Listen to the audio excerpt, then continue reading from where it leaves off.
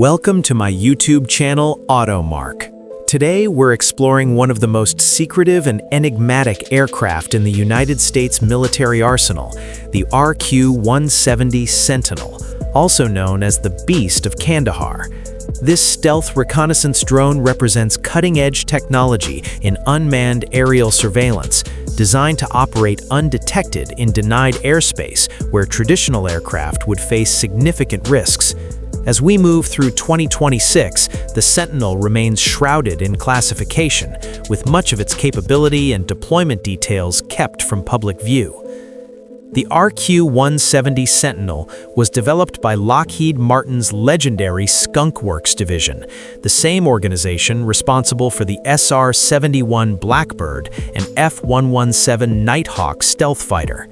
The drone was designed specifically for intelligence gathering in high-threat environments where stealth is essential for survival. The aircraft first came to public attention in 2007 when it was photographed at Kandahar Airfield in Afghanistan, leading to its Beast of Kandahar nickname. The Pentagon officially acknowledged the program in 2009, though details remained classified. What makes the RQ-170 unique is its flying wing design, optimized for radar stealth. The aircraft has no tail surfaces and features smooth, blended surfaces with carefully controlled angles to deflect radar waves away from enemy receivers. The shape resembles a smaller version of the B-2 Spirit stealth bomber, reflecting similar aerodynamic and stealth principles. The drone has a wingspan estimated at approximately 65 to 85 feet based on photographic analysis, as official dimensions remain classified. The aircraft is powered by a single turbofan engine, though the specific engine type has not been publicly disclosed. The stealth characteristics of the Sentinel go beyond just shape. The aircraft is believed to incorporate radar-absorbent materials, carefully designed engine inlets that hide fan blades from radar, and a flat exhaust system that reduces infrared signature.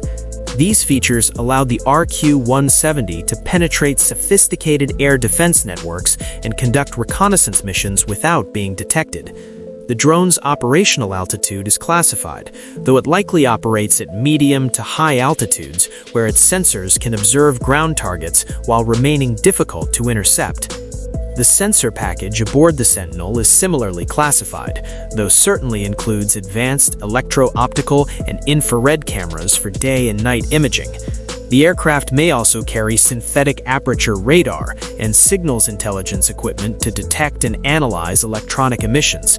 Unlike armed drones, such as the MQ-9 Reaper, the RQ-170 appears to be purely a reconnaissance platform with no weapons capability.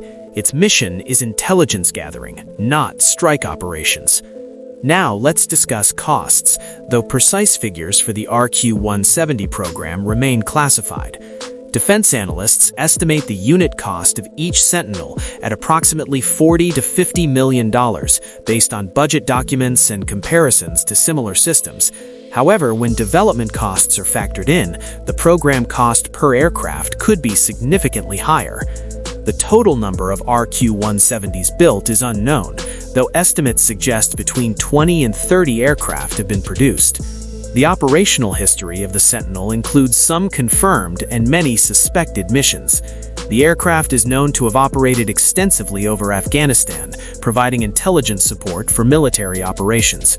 Most famously, an RQ-170 reportedly provided surveillance during the 2011 raid that killed Osama bin Laden in Pakistan. The drone's ability to loiter undetected over denied territory made it ideal for monitoring the compound before the operation.